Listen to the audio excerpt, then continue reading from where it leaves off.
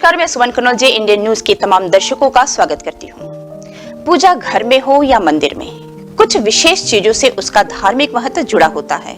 उनमें से एक है घंटी या घंटा, जिसके बिना पूजा संभव ही नहीं। तो आज हम बात करेंगे घंटी और घंटे के बारे में।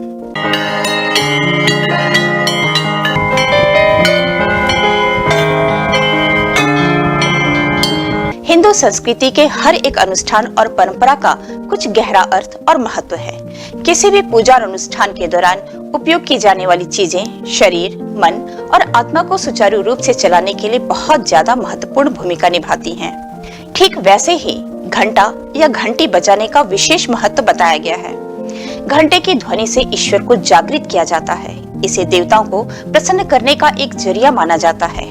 घंटे की ध्वनि सभी देवताओं को अपनी ओर आकर्षित करती है। इन सभी वजहों से मंदिर में घंटा बजाना बहुत ही महत्वपूर्ण माना जाता है।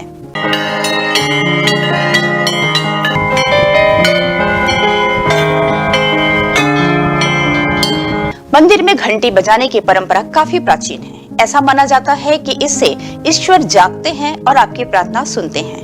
पर क्या आपको पता है कि घंटी बजाने का मतलब सिर्फ भगवान से ही कनेक्शन नहीं है, बल्कि इसके पीछे वैज्ञानिक पहलू और धार्मिक मान्यताएं भी हैं। आखिर घंटी क्यों बजाई जाती है? इसका वैज्ञानिक कारण यह है कि वैज्ञानिकों के अनुसार जब घंटी बजाई जाती है तो उसकी आवाज से वातावरण में तेज कंपन उत्पन्न होता है, जो वायुमंडल के कारण सिर्फ आसपास ही नहीं बल्कि काफी दूर तक जाता है। जिससे फायदा ये होता है कि घंटी के कंपन से प्रभावित वातावरण में मौजूद हानिकारक जीवाणु, विषाणु और सूक्ष्म जीव नष्ट हो जाते हैं और हमारे आसपास का वातावरण शुद्ध हो जाता है। सिर्फ इतना ही नहीं, घंटी बजाने से निकलने वाली आवाज से 7 सेकंड तक गूंज बनी रहती है। घंटियों की गूंज हमारे शरीर के 7 चक्र को कुछ समय के लिए सक्रिय कर देती है, जिससे नकारात्मक विचार खत्म होते हैं और सकारात्मक ऊर्जा से शरीर भर जाता है। वहीं घंटी बजाने की धार्मिक महत्ता भी देखी जाती है। कहा जाता है कि देवताओं को घंटा, शंख और घड़ियाल आदि की आवाज काफी पसंद होती है। घंटी बजाने से देवताओं की प्रतिमा में चेतना जागृत होती है और वो उपासना करने वाले व्यक्ति की प्रार्थना को ध्यानपूर्वक सुनते हैं, जिससे पूजा का प्रभाव बढ़ जाता है।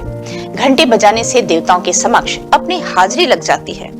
स्कंद पुराण के मुताबिक घंटी से जो ध्वनि निकलती है वो ओम की ध्वनि के समान होती है। इसलिए माना जाता है कि जब कोई मंदिर में घंटी बजती है तो उसका उच्चारण ओम के समान पुण्य प्राप्त होता है।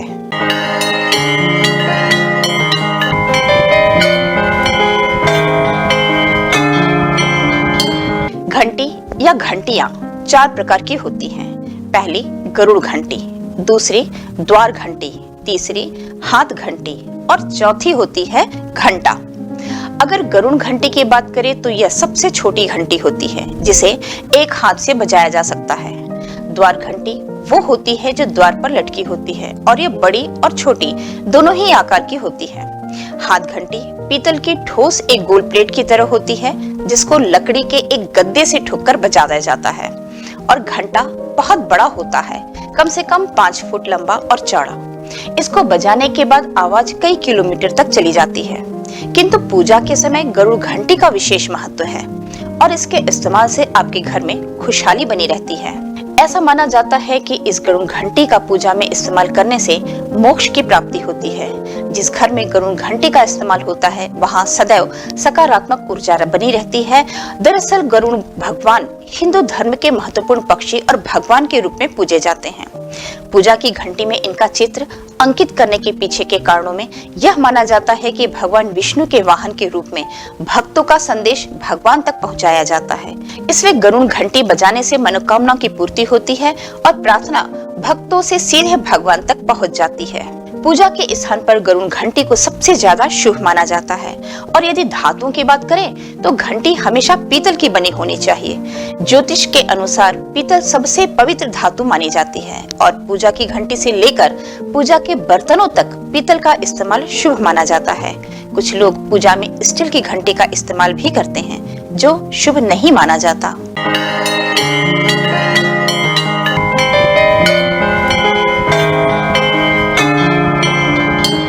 माना जाता है कि जब सृष्टि का आरंभ हुआ तब जो नाद यानी जो आवाज की गूंज थी, वही आवाज घंटी बजाने पर भी आती है।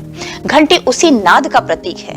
यही नाद ओंकार के उच्चारण से भी जागृत होता है। कहीं कहीं यह लिखित है कि जब प्रलय आएगा उस समय भी ऐसा ही नाद गूंजेगा।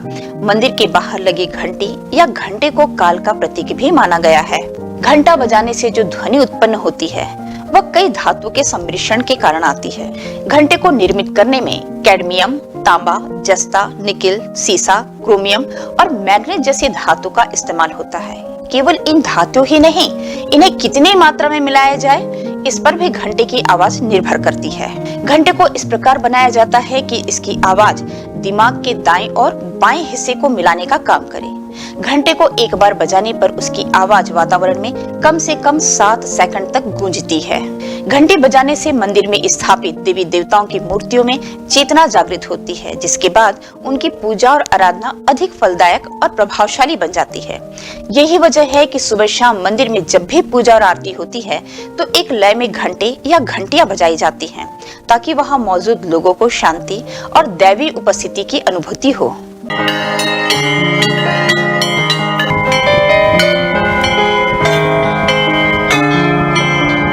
घर में विंड चाइम लगाने का उद्देश्य भी सकारात्मक ऊर्जा का घर में आगमन होता है।